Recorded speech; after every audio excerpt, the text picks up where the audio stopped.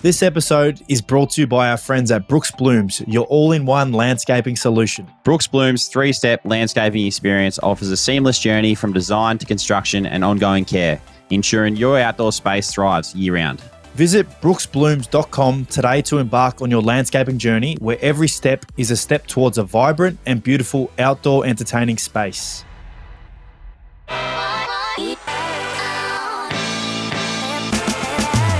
Hey everyone, and welcome back to another episode of the Ads and Dunks podcast. And how damn exciting is this? We've had ripping guests all year. Last week's guest was awesome, and we're very fortunate to have Shayna on. But this week, Joshy, we've got Abbey Holmes, who is just a wonderful human being. She's had an incredible journey so far in her own life with, many things she's gone through, netball, footy, motherhood, which is really exciting, being one of the great commentators and one of the great female commentators that we have in our sport.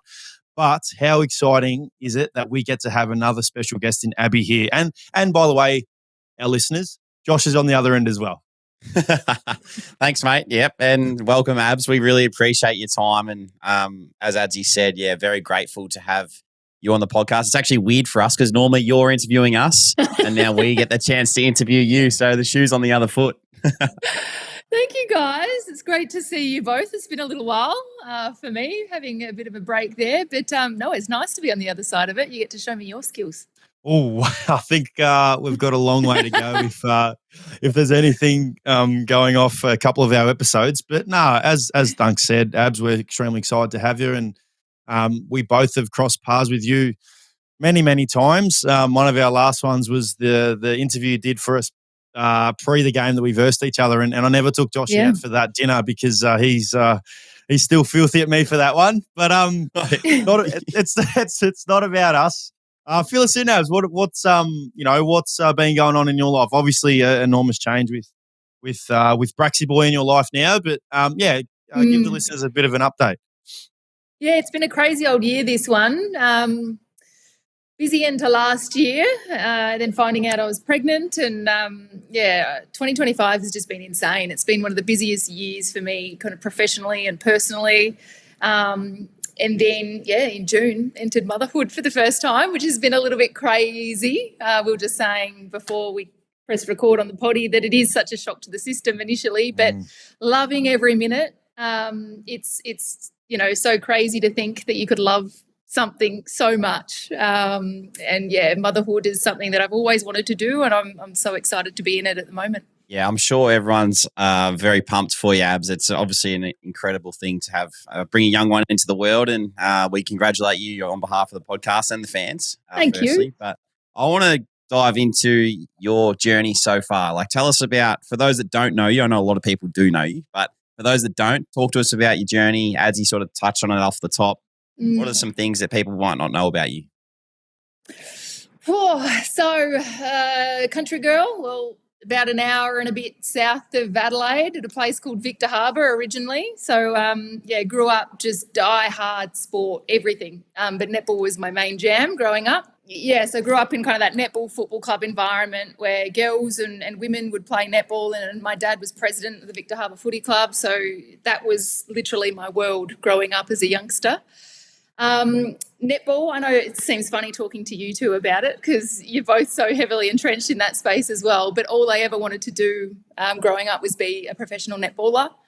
And I was, quite fortunate to represent my state of South Australia for many, many years through all of the underage championships, so 13s, 15s, 17s, 19s, 21s into the Australian Netball League and Australia at junior level as well.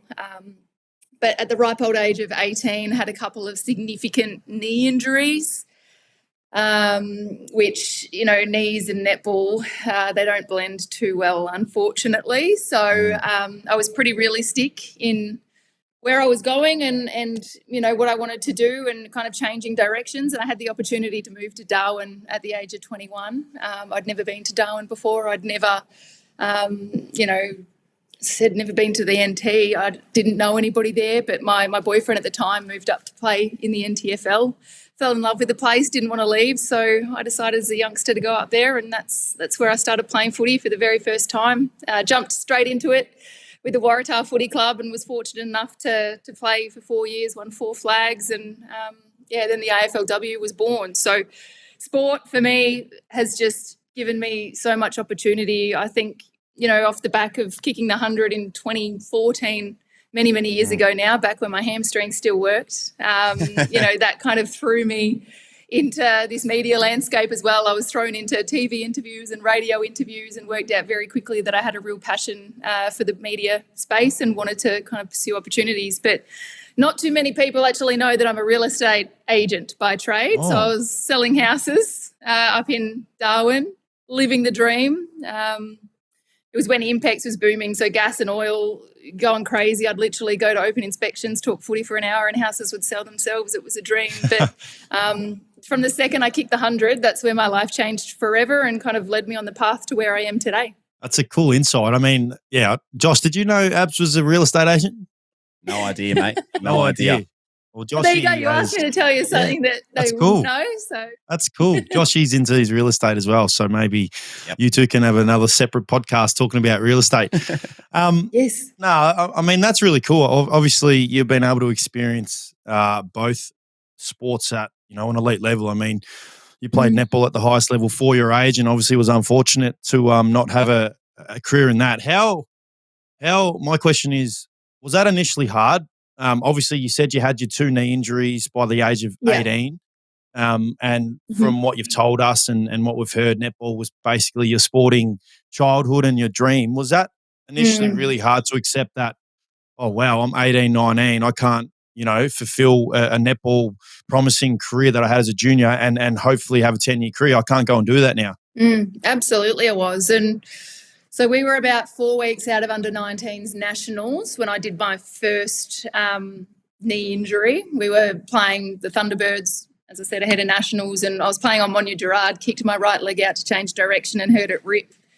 And that was 50% meniscus taken out straight away. Back then, they just kind of sliced and diced and away it went, whereas these days with somebody so young, you would opt to kind of repair or see what else you could do. So that was 4 weeks out of nationals. Me being me, and I'm quite headstrong and very, very driven, I guess.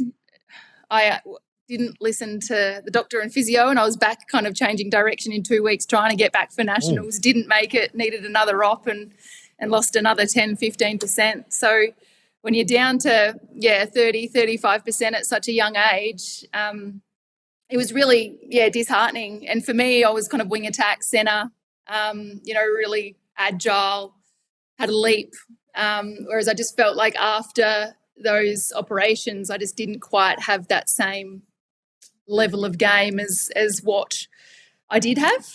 So that's when I made the decision just to change direction and put myself out of my comfort zone, move up to the territory. But it is, when it's something that you set your mind to, like as I said, a big driven person. I'm a goal setter and I'm very headstrong. So nothing or no one's going to, stop me from achieving something once I set my mind to it. But I kind of went through it twice as well, which I'm sure we'll probably touch on in a little bit as well, but through footy. Like after the 100, you're kind of thrown into this media space and you're on front pages and back pages and there's articles written about you and I guess people get this perception of you and what you can do, but I felt like once AFLW happened, I only managed 2 seasons before my body kind of gave up on me and, my hamstrings were shot, my back was shot, my knee, I'd had another 2 ops on top of that, once footy was around. So I wish that W was around a little bit longer so that I could have got more games under my belt and had more longevity. But I feel like I kind of experienced the heartache twice, if that makes sense. No, that's incredible. I feel like you were in that stage of, the face of AFLW early on, especially because you did make that decision to move across. What were some of the battles that you faced, because it was fresh AFLW, it was something that, a lot of people weren't used to. Give us an insight into what you went through at that time when, footy was categorically played by men. So how did you deal with that kind of stuff? I think moving to the territory, it was such an eye-opening experience for me because, as I said, I grew up in netball footy environment where girls didn't play football. Like women didn't play football. I never saw that growing up, ever. Like I would play netball, my sister would play netball, would go and watch mum play, and then once we were all done, that's when we went over and watched the fellas play and my dad play footy. So moving up to the territory and, you know, it was the girls that, as you do when you go to a new place and you don't know many people, the best way to make friends is to go out to, you know, a sporting club. So I went and found a netball club. And then a really unique thing about the territory is that footy and netball don't clash like they do down south. So I played netball March through September, and then footy runs October through March. So it was the girls through the netball club that convinced me to go out and have a kick. And from night one pre-season, you know, I rolled in. I was nervous as hell. I'd you know, die-hard footy fan first and foremost, grown up kicking a footy with dad in the backyard. But to know that I was at my first ever footy training and, you know, there was a fully fledged women's competition for so many people to go out there and play a game that they've loved, but they never knew that it was available to them. That was probably where things changed for me. And I had such a positive experience in the territory because they did have such a strong women's competition running alongside all of the boys and all of the men and young girls as well. But I think when you look at the AFLW, that was a different kettle of fish. I think, you know, there's still to this day, so many dinosaurs out there that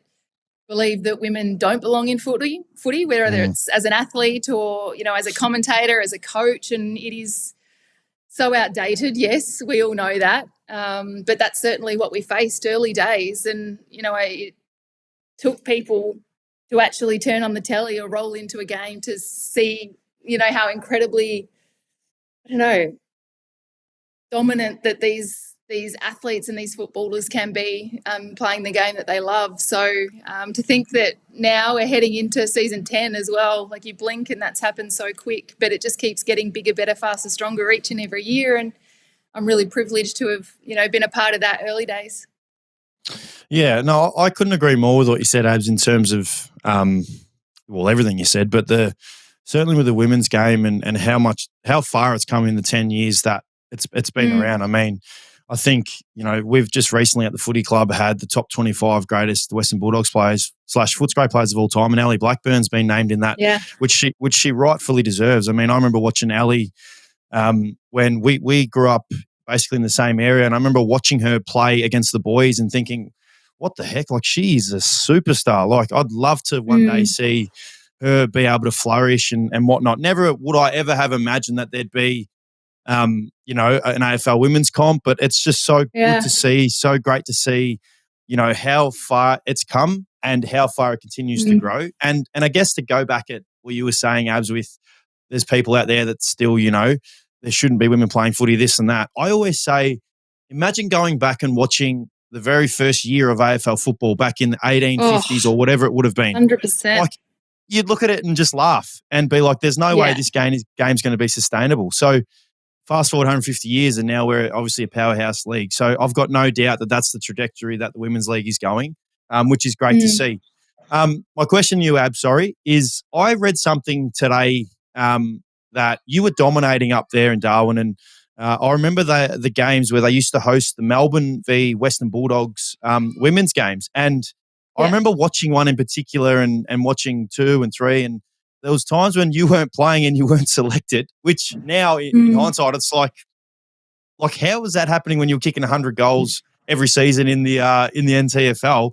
I read something that you then went to the Melbourne coach at the time and you basically asked the Melbourne coach, like, what am I doing wrong?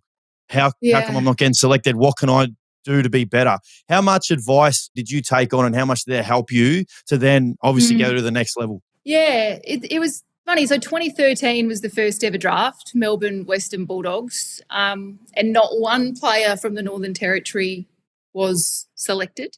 And that really, I guess, grinded my gears because I was living and breathing it, and there were so many amazing, you know, footballers running around in the NTFL, and I just felt like all of the spotlight was on Victoria and WA and South Australia to a lesser degree to those two states. So that was when I think my first year of footy kicked 67.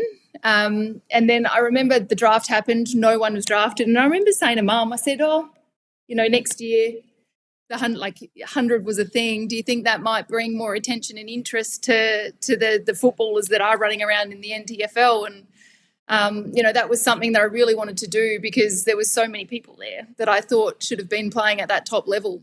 But yeah, you're right. Like I missed out on a number of occasions, and it was Michelle Cowan who was coaching Melbourne, and she was in Darwin. And I just asked to catch up with her for a coffee, and we sat down, and I said, what do I need to do?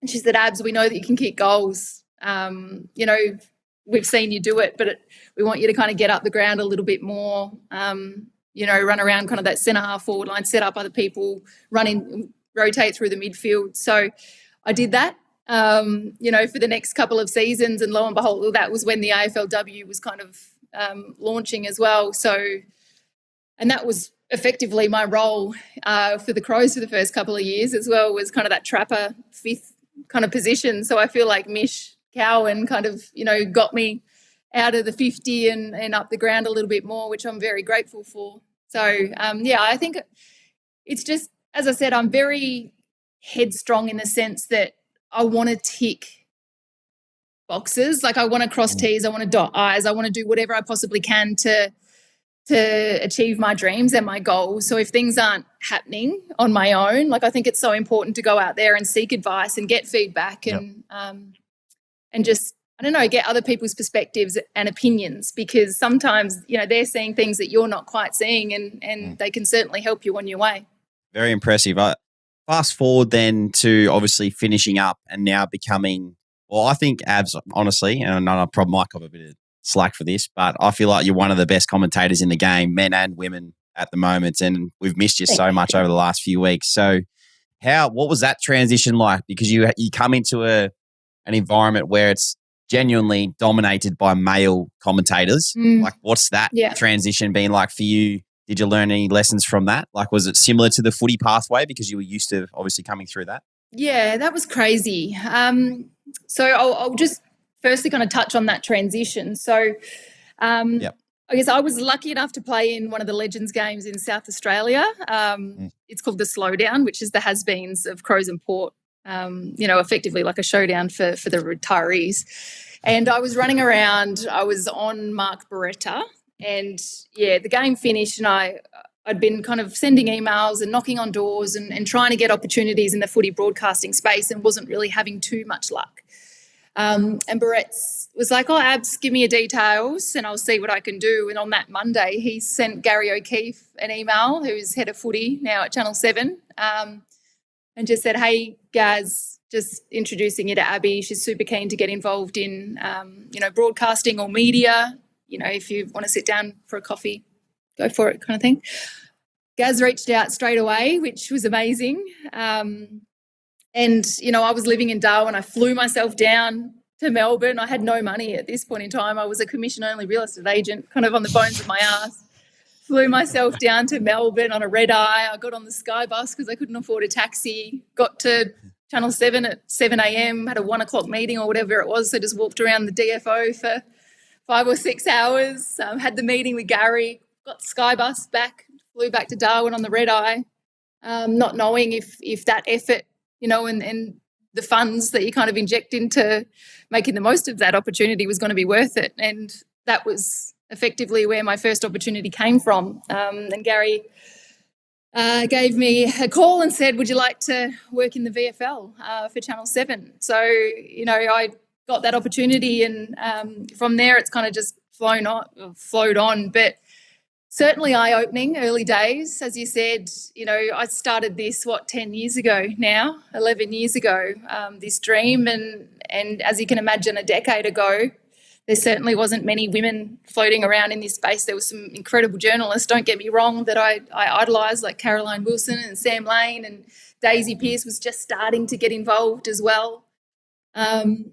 But yeah, I mean, I've certainly been walked into commentary boxes and not been acknowledged early days. It's been tough, but I think one thing that I've always pride myself on is my preparation. And if you can show people how much you actually know and how much you're prepared to do the work, and how much you hustle and how much you grind, then you build the relationships, you build the respect, And I think that's something that I've been really good at throughout the journey. And it makes me so proud now to look left and look right in commentary boxes and see women by my side. So, it's been an amazing journey though. Like, I've had such a positive experience, don't get me wrong. And I've got so many amazing, men in my life that have helped mentor me in this space. I mean, Hamish McLaughlin, Brian Taylor, got some of my best mates like Dale Thomas, Luke Hodge. I've had such a positive experience and they really are my family. I mean, I certainly agree with what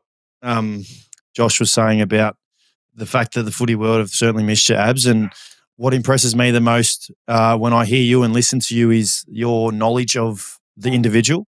It blows my mind how much you know about particular people and players, and it just clearly shows the effort that you put in behind the scenes, which is something that you should be extremely proud of.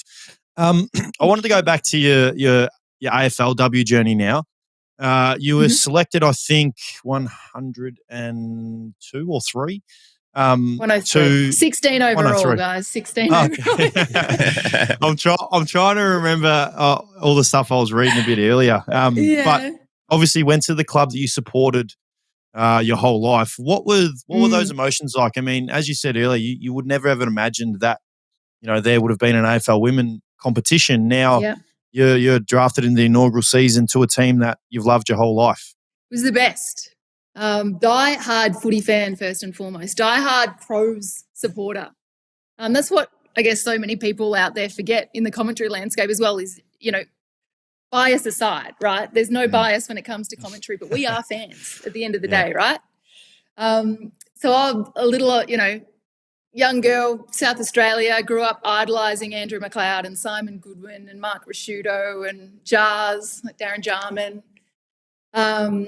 So the Crows came into the comp, 91? I was born in 91. I just was just a footy fanatic. But as I said earlier, women didn't play. Girls didn't play. I never saw it. So that was a dream that only came to me later in life when I started playing footy and I could see it. And then, the AFLW was born and Gil McLaughlin brought it forward. And to be sitting there on draft day, my brother-in-law, Jason Rowe, played 50-odd games for Brisbane.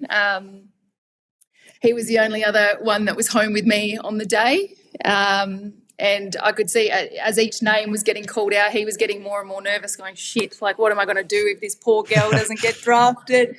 I'm the only one that's here to, console her. I've never seen him clean so much in his life.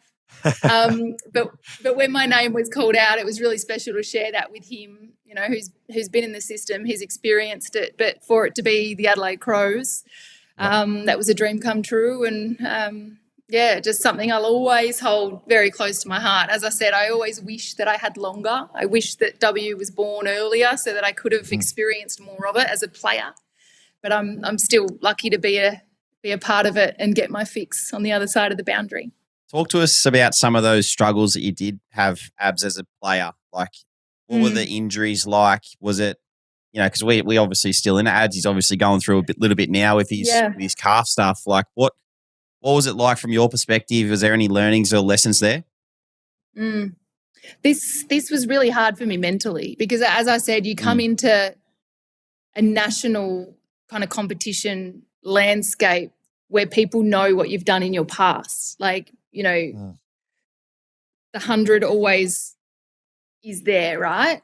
And then I felt like my body let me down. And I wasn't able to perform at the level that I expected of myself and what other people expected of me, having read those things or seen those things before. So mentally that was really tough, because I felt like a failure, right? I felt like I should be able to do what I was doing, years prior, but I just couldn't. So after couple of weeks out of round 1 in season 2, I tore my meniscus at training again. But because the season was so short, we kind of opted just to push through it. Because if I had have had an operation, I would have missed the entire year as such. So kind of pushed through it, didn't perform once again at the level I expected or others expected. had another op at the end of that season of microfracture, which is basically where they drill into your femur to create, or to make it bleed and create a fake meniscus as such. Yeah. But that didn't go overly well either. So it was after that I just went, you know what, it's time to look at other things. And I was working in the media as I was playing, so simultaneously. So I'm very lucky that I did have that to kind of turn my focus to, because if I didn't, I think it would have been a lot harder for me. But I think one of the things that it did teach me is, like, it's okay to change direction, right? Yep. It's okay. You know, if you've got dreams, you've got goals, do whatever you can to obviously achieve them. But if it's not working out for you, like it didn't for me, then that's okay. And just turn your focus to other things, reevaluate, set new goals, and kind of jump headfirst into them. So, yeah. Great mindset to have, Abs. We'll touch on the inaugural grand premiership, actually. Inaugural premiership. You were part of that side. What are your memories from that day and the celebrations? Oh, guys. It was so amazing. So in those first few years of AFLW, well, Adelaide's license bid to the AFL originally was a joint collaboration with the Northern Territory. So if you can imagine having, you know, half of your team or 3/4 of your team in you know, Adelaide, and then a quarter of your team or half of your team in Darwin, that was our situation in those first few years, which is mind-boggling. That is So every other team is training together on a daily basis. We got together on 2 occasions prior to round 1. Everybody pegged us as the wooden spooners, given our geographical challenges, and rightly so. But Beck Goddard, gotta love her, when she went to the draft, given our situation, she had a no dickhead policy, and she had to in that first year, right? If you had one person that was drafted into that environment and into that situation that didn't have that team first mentality and fit into our clique, then it just wouldn't have worked. So it was quite remarkable, the group of people that they did put together. Like, we were by no means the best team on paper, but absolutely we were an unbelievable team. It's the best team that I've ever been a part of. And to be a part of that inaugural premiership, year 1, history making for the Adelaide Crows, the team that I've adored my entire life, like, I can't even explain that. So celebrations were good. Celebrations were very good. I think I dropped about $500 through Macca's on the drive-through and just shouted everybody the cheeseburgers and bloody fries at about 3 a.m. That's elite. But no, it was unbelievable, and I wish I could go back and relive it. It was sensational. So you obviously still follow both Crows teams now. You're happy with how the men's team are going at the moment? The boys are looking good, aren't they? Looking real sharp. Yeah. I think, you know, 2023 was a really good year for them. They missed out, I'm not going to say by an umpire decision, but that game against Sydney. Yes. And then last year was really disappointing. So to see them rally, they're looking really, really sharp, and I'm looking forward to, I think I've got them next Friday in Adelaide against Hawthorn, so that's going to be a cracking game of footy as well. Oh, nice. I want to ask you, Abs, this might be a hard question to answer because you've experienced a lot. You've also been on Survivor. You're able to be a commentator at the Commonwealth Games a couple of years ago, which would have been a really exciting moment in your life. But outside of motherhood, because I know motherhood would be the answer, because it's the answer for me. In terms of fatherhood. But what is the proudest moment of your life in your journey from the minute you were born to right now, outside of motherhood? Because I know that'll be the answer. What's the proudest moment of your life? Oh my goodness.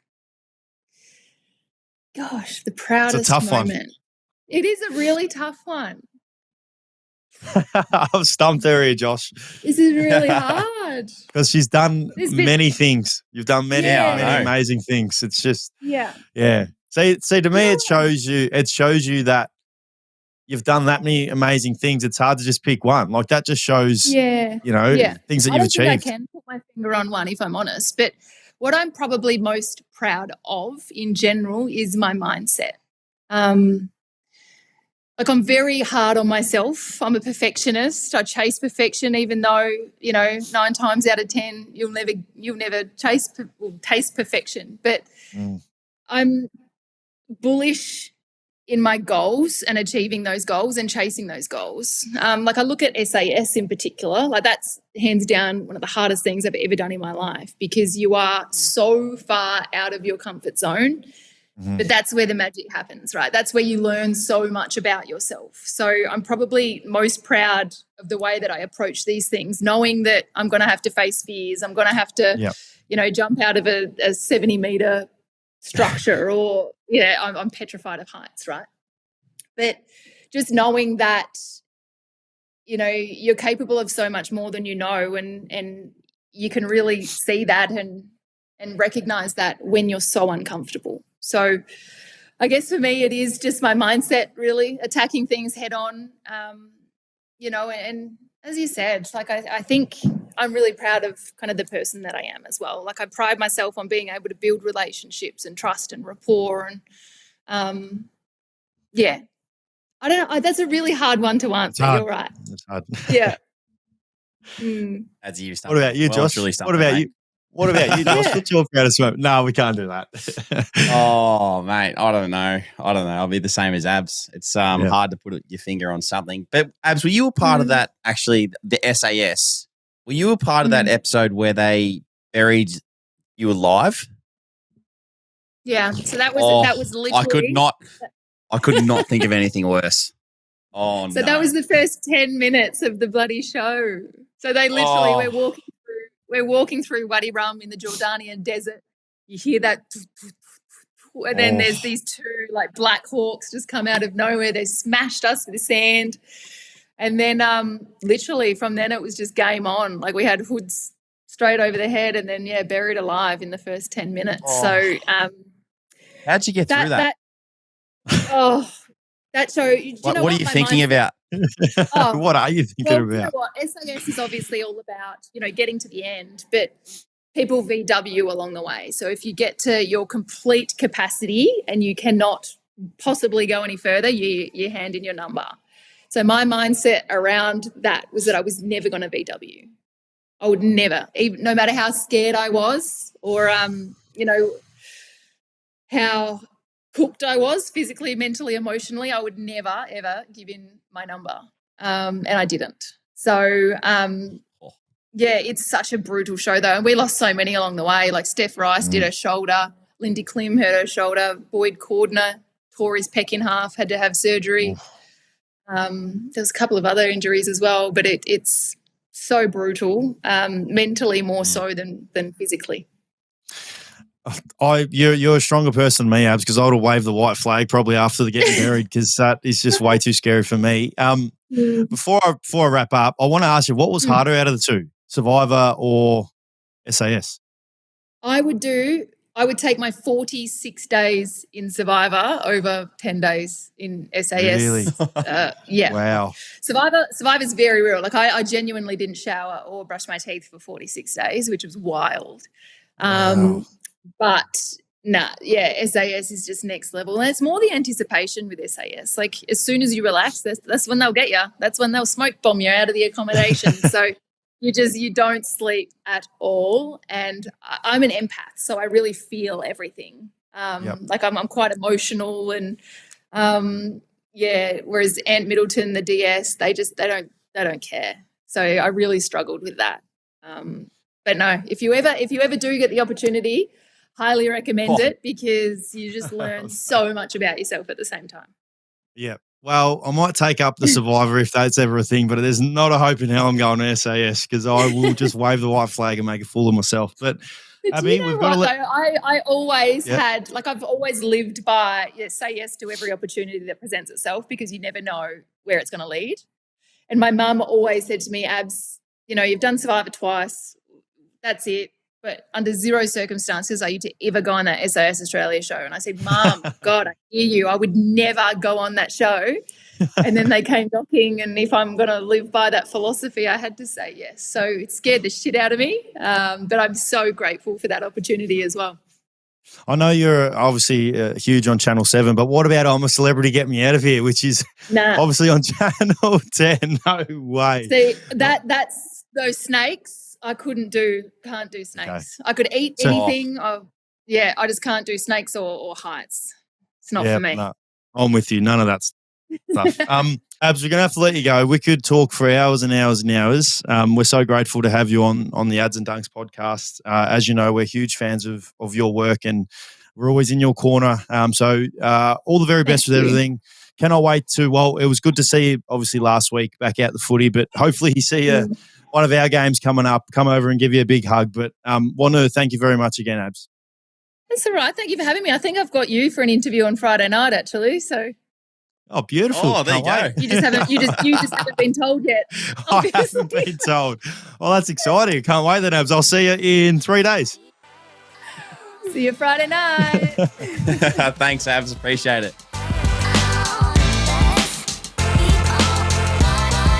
Well, mate, what an interview, Abbey Holmes. What a superstar. We've had some fortunate guests, and she's right up there as well. So, looking forward to that interview on Friday as well. So, thanks, Elliot, for giving me that, giving me the heads up. But into the potty, mate. We'll get straight into one of our favourite segments, as always, the Brooks Bloom of the Week.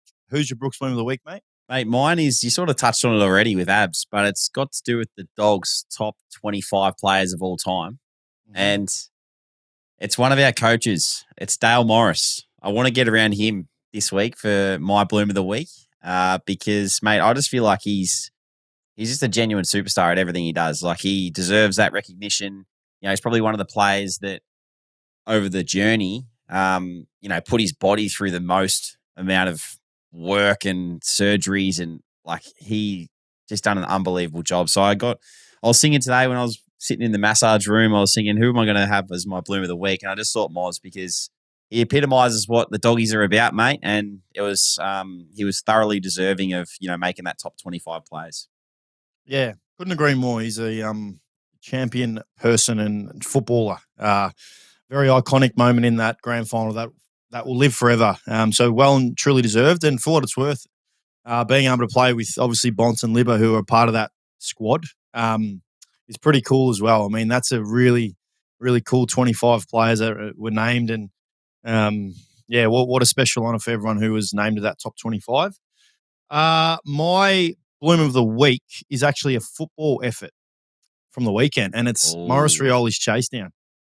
That was one of the best things I've ever seen. Yeah, that was right up there with Libba's chase down on Brad Hill earlier this year. But yeah, you could see it coming from a mile away. But if you go and watch that game, mate, Maurice Rioli had 3-4 efforts of like chasing down, smothering, creating goals, which was incredible. So yeah, he's that effort plus him is basically my Brooks Bloom of the Week. Yep, I love it. I was actually going to talk about it a bit later, but you've just hit the nail on the head, mate. So I couldn't agree more. That was an unbelievable moment in that game, and he's growing in front of our very eyes, I feel, like the way that he's playing for the Tigers at the moment. Been in and out of the side all year, but, stacking up some form now and having big moments like that, it's going to only make him bigger, better and stronger into the future as well. Yep, no, I couldn't agree more, which is why he's thoroughly deserved of the Bloom of the Week. Love it, mate. So we'll jump into our next segment, which is our tab same game multi or tip of the week. So we'll chuck our microphone heads on. Which we've been no good at. Well, we've been terrible, mate. We've been terrible. I think you're the only one to have got one all year, and you tipped the favourite in. I can't remember what race it was, but so we're gonna go even more extravagant and go into our futures betting, which is NFL, mate. And we love our NFL. So you give us the spiel on what you think is going to happen in the NFL this year. Yeah, so there's only 45 days till the NFL season, which I haven't been counting. But no, I thought this would be great. I mean, a look into the future of who's going to win their divisions. And we've come up with 4 teams who I'm pretty confident in. Who, where? Not me, where? Because I know you certainly agree with everything I said. I think in the AFC East, the Buffalo Bills are way too good. They are way too good, mate. They're coming up against, I think Miami Dolphins is the only other team that can somewhat threaten them, but I don't think they're going to threaten them. In the NFC West, I've got the Los Angeles Rams, who I don't think I don't necessarily think they're the favourite in that division. I think it might be San Fran, maybe. Who's the favourite in that division? Oh, I'm not sure. I'm looking at Mm. they're not. I They're don't think $2.60 at the moment. But I'm really confident in the Rams. I feel like, I feel like adding Devontae Adams on offense is a real weapon for them. So I'm going to go the Rams. This is the good one. I love this one. In the NFC South, which is probably the most up in the air division, in my opinion, is the Atlanta Falcons. Very, very up in the air division in terms of you just don't know what you're going to get from the sides. Obviously, Tampa Bay are in that division. I think Carolina Panthers are there as well, but can't trust those guys. So I'm going to go the Falcons. Michael Penix as the QB gets it done. And in the NFC North, which is also currently right now probably my top tip for the Super Bowl, is the Detroit Lions, which I think are right up there, which I know you're a big fan of the Detroit Lions as well. So I reckon they're the four. All right, I like it. I like Detroit Lions, and I think the Bills will definitely get it done. So all that multi added up. So if you add those four up, so the Bills are $1.35, the Lions are $2.25, the Rams are $2.60, and the Falcons are $3.20. That is a multi of $25.45. So this could make up for all of our losses, mate, and we can get a winner finally. But that's a great tip. It's a great tip. I'm really excited for the NFL season to get started. And yeah, as you said, I feel like there's going to be some great games and some great teams. And hopefully this year the Lions can get it done, mate. We're both on board. Yeah, well, I'm more thinking left field as well, that at least if we do futures, we can't cop the abuse the next week for costing people, in backing us, because we got to wait to the future. And obviously, when the divisions happen, the season's not around. The Ads and Dunks podcast is in the off season. There's no abuse getting copped. So I reckon that's the way we go about it. I love it. All right. Well, there you go. The multi is 25.45. And if you want to jump on and join us on the journey, make sure you do. But always gamble responsibly, Ads. Yep. You're not wrong, mate. All right. Let's move on to our games this week, mate. Was there anything that caught your eye from the games that happened on the weekend? No, not really. The fact that we lost, that was disappointing. And probably the Freo game. I mean, that was incredible. That was amazing, that finish. And what was amazing, actually, was the tactics of Collingwood to not tackle them. That was like crazy to watch in real time. Really smart. That's well coached. But I mean, our loss was disappointing again. I mean, obviously you'd be pumped because you boys won, and it's another great win for you guys. But very disappointing, considering we're now 1-9 against top 8 sides, which sucks. So just another disappointing performance that we let slip. Obviously in the game, the large chunks of the game, and we finished the game well. We had you really scrambling in that last minute and a half. But ultimately you guys were too good. And to be quite honest, you boys probably kicked your way out of it to some degree to even put us in a position. So that was probably the most disappointing from the weekend. After that, I actually didn't watch too much footy because I was actually up in Brizzy. And on the Saturday, I didn't get a chance to watch because I was doing some more VFL coaching. So, what about you? Anything catch your eye? No, I did watch a fair bit on Sunday. We were talking about this today. Sunday footy, do you think that Sunday footy would have the most eyes on it in terms of the general public? And just because everyone's on a Sunday sort of winding down, you've either had a night out on the Saturday night and you're just on the couch for the Sunday and watching footy. Do you feel like that Sunday games, like having the Collingwood Freo game on Sunday was epic, I thought. Like to watch that and then into the Adelaide Gold Coast game, a couple of really good games and really important games for the final 8, which we could say. Having that in that time slot was pretty cool. Well, it was. I didn't really go out of my way to watch it. So, I mean, the games were obviously really important in terms of the season. I certainly think people watch Sunday games over Saturday games.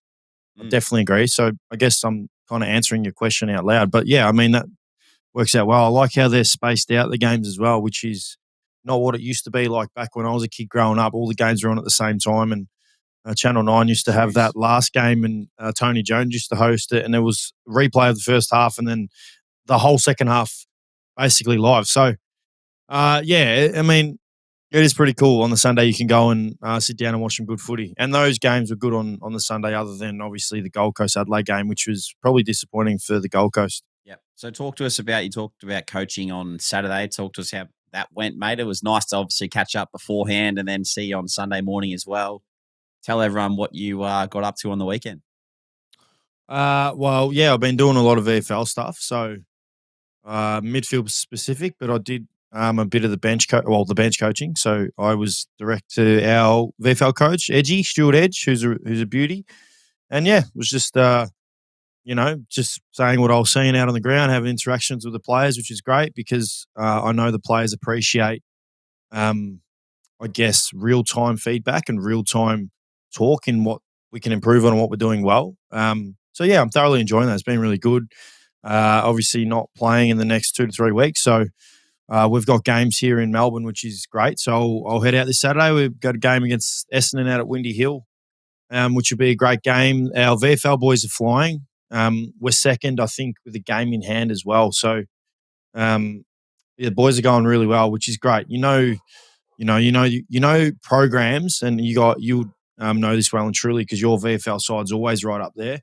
But programs are run really well when VFL players who aren't AFL listed, the ones who are VFL listed, actually come in and buy into the program and play a brand of footy that that the AFL obviously want to play and whatnot. So yeah, I'm really enjoying that. I'm getting a great thrill out of that, which is good. Yeah, it was funny to see because I actually headed out there and watched a bit of the VFL and saw you on the headset, mate. And you said that Fags was looking at you a few times when you were shouting out too. You were carrying on in the yeah, he was. Spots. Yeah, he was only like 5 meters sitting away from me, and I was just yelling out as I do. I always yell out stuff. So yeah, he just looked over at me, kind of with a funny look, basically telling me to chime it down. But it was good. Are you yelling at the boys like you yelled at Razor Ray Chamberlain that time when he didn't give you a free kick? No, there's nothing. No, that was all about me. So that's from a selfish point of view, all about me. When I'm yelling out to the boys, it's all about what the team needs. So it's a lot more instructional, but I'm trying to use my voice as well. So not that loud, mate. No, I love it. All right, we'll get into our Bloomin' Dunklor Award then, mate. Mm-hmm. Give us your 3, 2, 1 from this week. Some big performances this week. Oh, mate, unbelievably hard. I have written down, as I always do, my 3, and then, mate, I'm reeling off players who could be there. So Tom Green dominated on Thursday night. Dylan Moore was unbelievable as a high forward. Dunks, I put you in there because you've just been unreal. The 2 midfielders, Taranto and Hopper, were awesome against the Eagles. I've seen a lot of that game. Jez is dominating at the moment. This kills me because I couldn't put him in there, but Brodie Grundy's he right now is my All-Australian. He has to be All-Australian, and I love seeing it.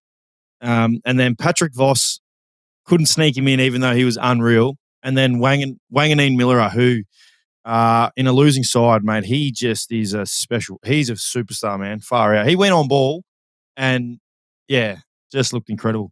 But my 3, so I've given 1 vote to Alex Neil-Bullen, and this is probably more I know he dominated from a statistical point of view, but watching what he does away from the ball and his defensive mindset and, the way that he can, really put pressure on opposition really stands out. And I just love the fact that he was rewarded with this game. So that's kind of been a build-up of this, but I felt like he deserved the 1 vote. 2 votes, Cozzy Pickett. I know a losing side, but, mate, he couldn't do anything more. He's another superstar.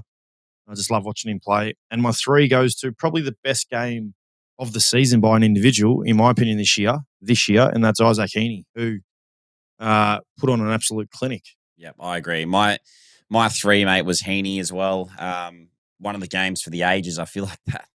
Like no one's ever going to get near that kind of game. And I feel like it's sort of been not overlooked, but, mate, that kind of game is incredible to have. Like for him to have those numbers and impact, let's just say it's impact, like that is insane. So getting around him with my 3.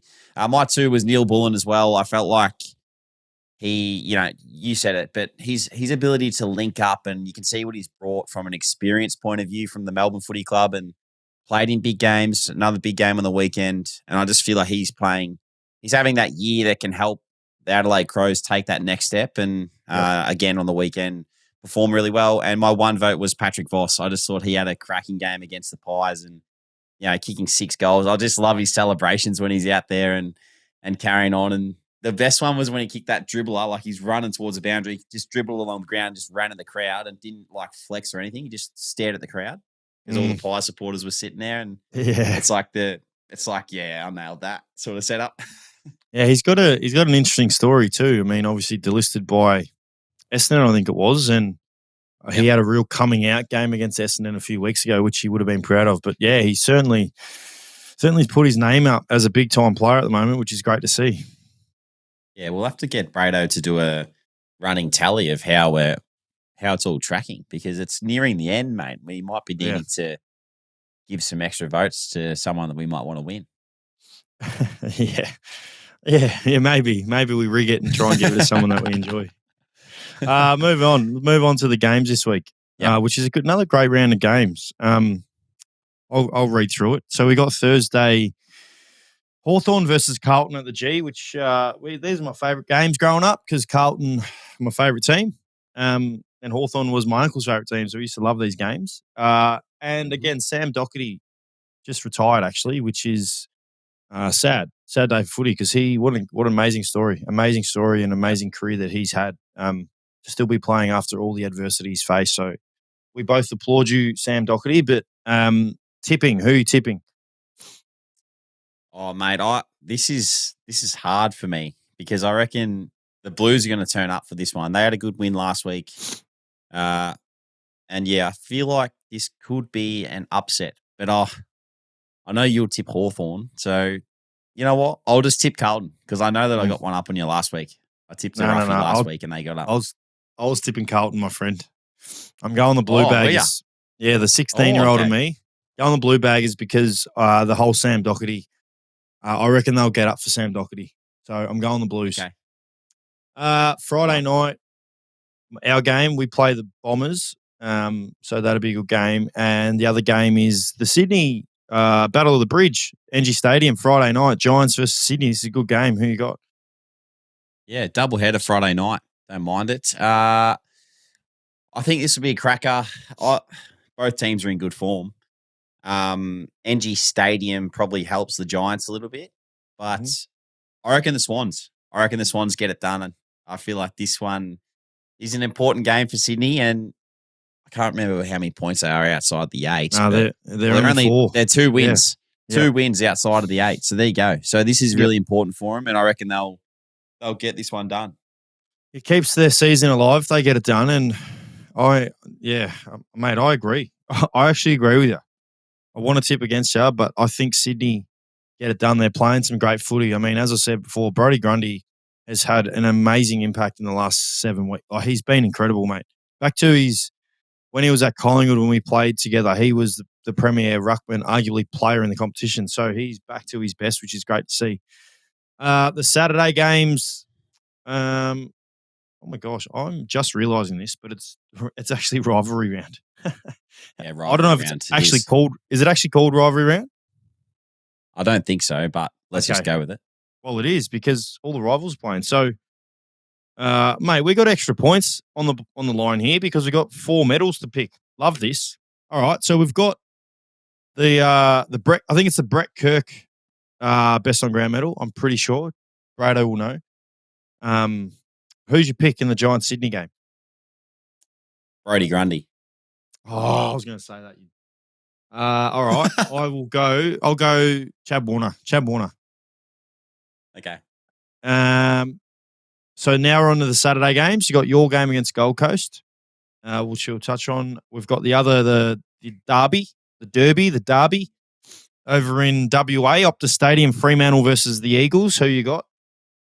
Yeah, I'll take the Dockers here. And my medalist, I'm going to say someone left field. Who am I going to say? I'll go with the ruckman again. I'll go with Luke Jackson. I think he's had a really good season as well. And he's putting his hand up for all Australian honours too. There's a lot of players that are, but I'll go with Luke Jackson. He had a good game the other day against the Pies, and I reckon he'll back it up this week against the Eagles over there. He's flying. I'll go Freo as well. I'm going to go the obvious picks of all obvious picks. Eagles, I don't think. Oh, I think Jack. Oh, no. Who? Liam Baker do a run with? I don't think he did. I'll go Brayshaw because I reckon Sarong might get sat on. And if he does, Brayshaw frees up. So I'm going to go Brayshaw to win the best on. Yep. North Melbourne versus Geelong, Marvel Stadium, 7:30. Yeah, I'll take the Cats here. Mm-hmm. Cats, that's a big game for him as well to keep fighting for top 4. The other derby, the showdown, Adelaide Oval, Adelaide Crows versus Port Adelaide. Who you got? Well, for some reason, I feel like this is going to be a lot closer than what people are saying. I'll tip my boys the Crows, though. I feel like they'll get it done in the end, but it might be a bit of a shaky one for them because Port will rock up for this, and they haven't. I don't think they've won a showdown for a while. Let's have a look. Yeah, so Crows won the last one. Oh no, Port won the one before that by 22 points. And it was Crows. So yeah, I'll tip Port, and my best on ground will be. I'll go the Ruckman again, Jordan Sweet, who's in good form as well. He's in good form. Jeez, if you nailed, I may as well give you the tipping if you get all these 3 right. I'll go the Crows. I think they'll be too good. I'm going to go Darcy Fogarty. Darcy Fogarty is a very good player. I think I've stuffed that up. I tip the Crows, and then I went Jordan Sweet, so I can't do that. So I got to go. Fredo was just about to correct me on it too. I'll go the big it's fella. Impressive if that happens. Who? I'll go Big Rob. Yeah, Big Rob. Okay. Who's a very good player as well. The Sunday games: Richmond versus Collingwood, MCG, 2:10. Yeah, I think the Pies will bounce back for their first win in a couple of weeks. Obviously disappointing against Freo and Gold Coast the week before, so they'll want to get a solid win against the Tigers. And, mate, there still will be a really good game because the Tigers are in good form as well. I agree. Yeah, they're going well. Richmond are going really well. I mean, for a team that was tipped to win 0 games, they've won 5, which is awesome. I'm going the Pies as well. I think they'll be too good. And then finish off the round, St Kilda versus Melbourne. I'll tip the Saints at Marvel Stadium. I reckon they'll get it done at Marvel. Just feel like they may play that ground a little bit better than what the D's do.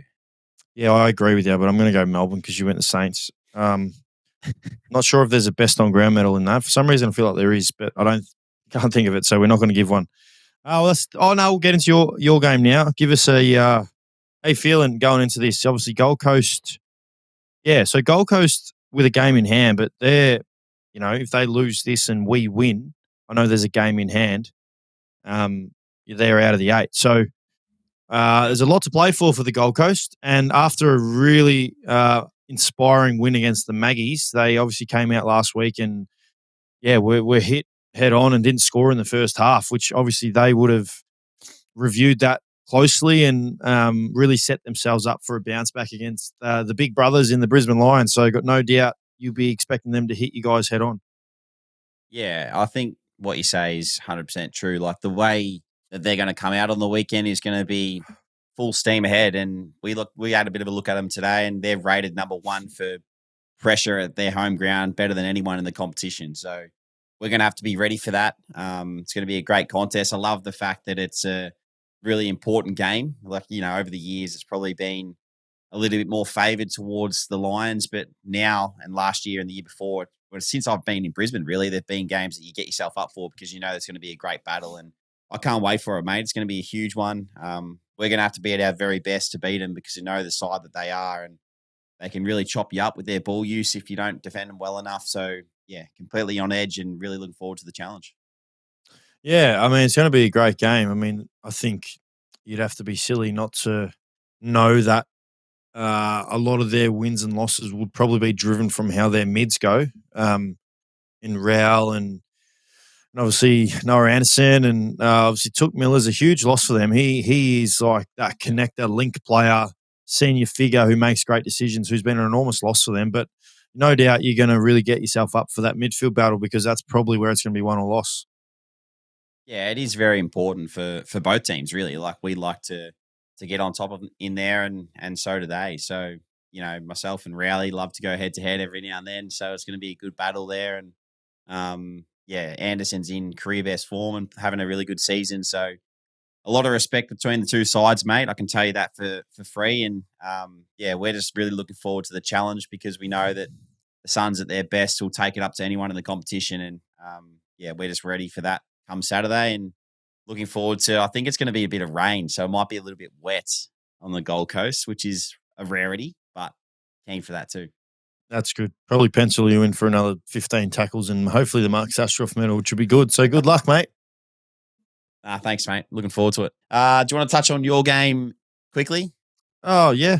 Yeah, well, obviously it's every game going forward is the season on the line mentality game. So, obviously Essendon are hit big time with injuries, but, you know, they were extremely competitive on the weekend against the Giants right up till the very end, really. So, we know if there's any team in the competition you take lightly, you're going to get smacked right in the nose. So we can't do that. Can't afford to do that.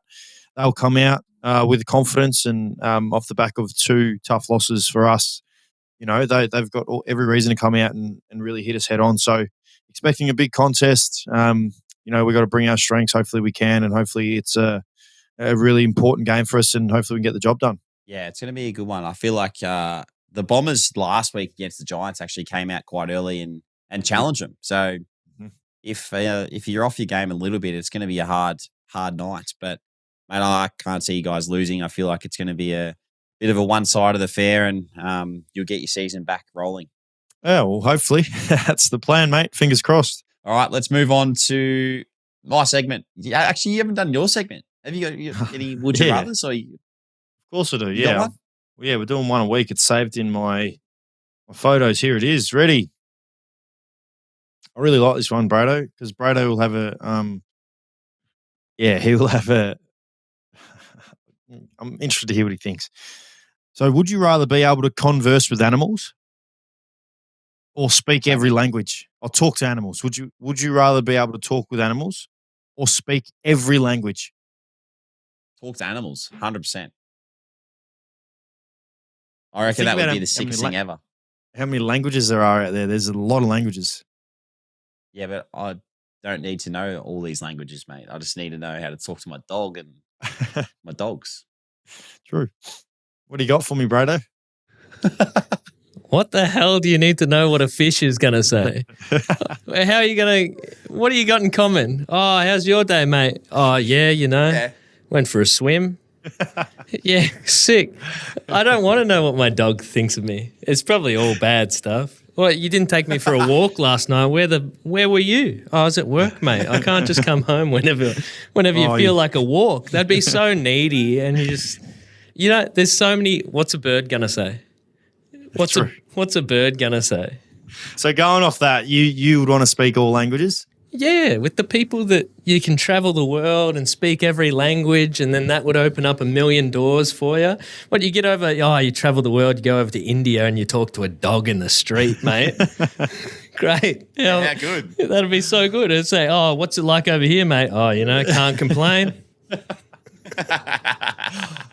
I reckon I'm with you, Brado. I would go the languages. I see. So there's these pages on comes up on my algorithm on Instagram, and it's a guy. So to be like an Australian fella, or might be an American guy, and he goes over to.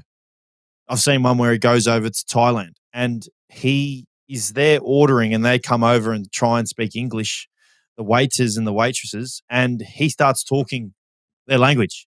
And they're like, their facial expression is like, what the heck? Like, I feel like that'd be really cool.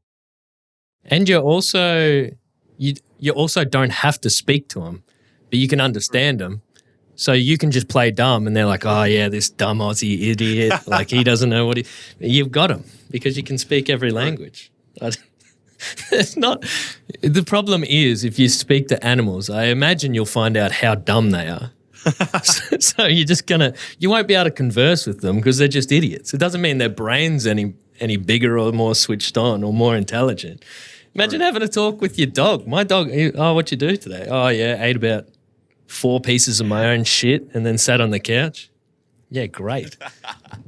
Well, at least Ads can talk to his dogs and say, the effort that I had to go to get this permit so you can live here. Say, well, I didn't want to be bought. You just dragged me back here. I didn't have much say in the matter. Anyway.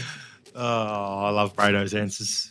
We'll move on. Carry on. Old. At this stage, I'm just going against whatever Dunk says. And then saying Yeah, whatever he is. Dunk says is the dumbest thing I've ever heard. Yeah. I do. Exactly how we roll. I do have two things for you. I just wanted to defend Patrick Voss for a second. He got one vote for kicking 6 goals, 1 in a game that his team played the ladder leaders away from home. He kicked 6 goals, 1, and they won by 1 point. You've given him one vote. You talk coaches' votes, aren't you? I'm talking. I gave him 1 vote. Yeah. Oh. Dunks gave him 1 vote. I gave him nothing. Yeah, you gave him nothing. Jesus, it doesn't happen every week, does it? No, it doesn't. And then I was just going to say it's okay, Ads, because the last time, obviously, the Dogs had a record like this against top 8 teams was when? Obviously, it was 2016, and they went on to absolutely dominate all those top 8 teams in the finals on an absolute run for the ages. Dunks may have been there. He probably remembers all the chatter going into finals. You're like 1-8, 1-9 against top 8 teams, and then what did you do? You went on a run and you beat about 4 of them to win the flag in a row. You just put it all together when it matters. That's what it's all about.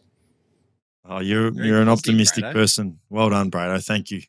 Yeah, no worries. Anytime. See, you're not going to get that with your dog. Your dog's not going to get home and say, "Oh, don't worry about that," and then pull some stat like that out of your ass.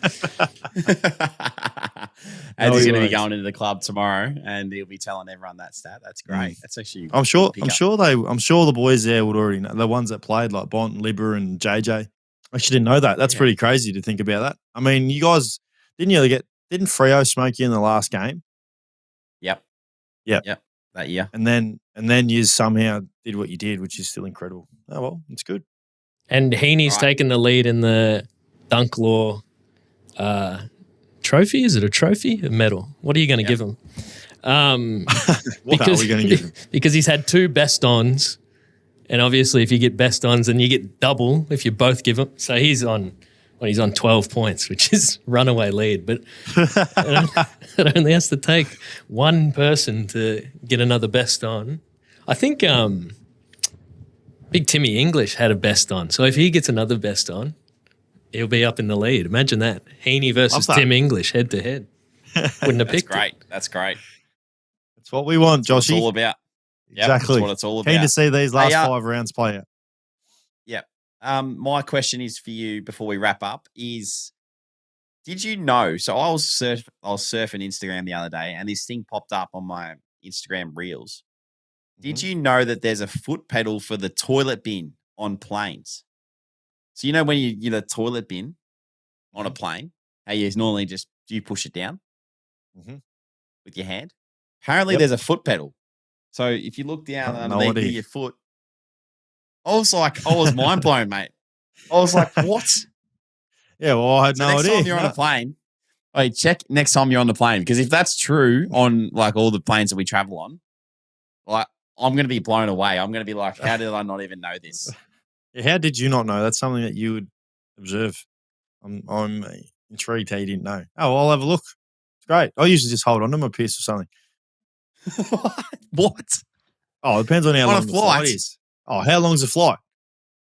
Oh, 2 hours to Brisbane. Oh, fine. I'll just hold on. Really? Oh, well, I don't need to go, but if I need to go, I'll just hold on. I've already got a fear of flying. I don't want to be standing up freaking flying around everywhere, so I'm good. I'll hold on. True. And last one before we wrap up, I just want to thank you for dinner, because you shouted me dinner. Oh, yesterday, yeah. Oh, hurry up. I was wondering where that was. So for those that want to know, Adam ordered steak sandwiches from Coles, so just all the ingredients to his house up here. But he was in Melbourne, so Kimmy rang me last night saying have a free feed. So I was like, "Thank you, use happy it? days." Did you actually use it? Yeah. Yep. Oh, we actually you're ate a it. good man. We ate it. We ate it tonight. Did ya? That's elite. So you think Should've something for a taken photo reason. for you. You should have. I'm glad you Thanks, enjoyed mate. the steak sandwich. It's good on the Turkish roll. It's nice on the Turkish roll, isn't it? Very good. And knowing Very you, good, you would have mate. cooked it elite too. So next time we'll do it Yeah. again. All right. Well, thanks, mate. And thanks to the podcast. We'll see you next week. All good.